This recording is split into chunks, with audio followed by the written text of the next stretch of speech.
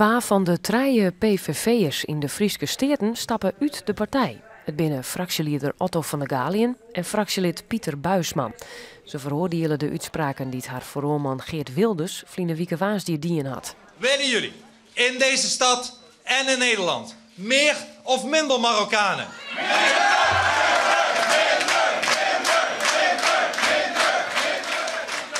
Dan gaan we dat regelen.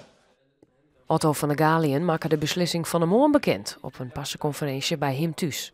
De gevolgen hiervan zijn dat de heren Buisman en van der Galien met onmiddellijke ingang uit de PVV-fractie van Friesland stappen. Tot zover.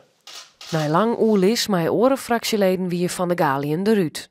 Mijn gevoel zei dit ken gewoon net. Het gaat over criminele Marokkanen en dan kan je net een hele groep oer in gaan kamp skeren. Het gaat echt een stap te vier. Ik wil hier geen verantwoording van nemen. Heb je het gehoord met Wilders? Nee, ik had net gewoon met de persoon Wilders, maar met de uitspraken van Wilders.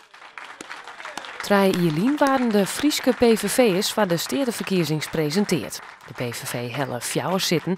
Al na een jellier stapte Jelle Hiemstra uit de fractie vanwege het anti-islam standpunt van Wilders. Bij het verlies van nog eens 2 PVV'ers bleef alleenig Max Aardema oer.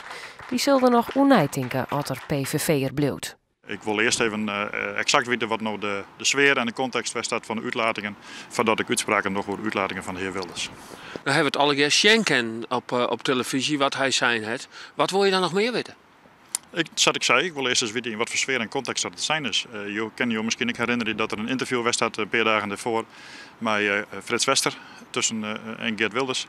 En dat hij daar heel wat in benadrukt had dat hij het hier over criminele Marokkaan, ik herhaal het nog een keer. Aardema zal voor de steertevergadering van Waasje een besluit nemen. Otto van der Galien weet nog net of er onafhankelijk steertelid bleef of hij een dal uit de politiek stappen zal. Wat voor gevoel oorheerst het nou bij jou? Teleurstelling, echt pure teleurstelling. Je kon een avontuur aan, in principe eerst van fjouwerieën. Nou, en hier voor de finish stranden we. Het is echt ontzettend jammer.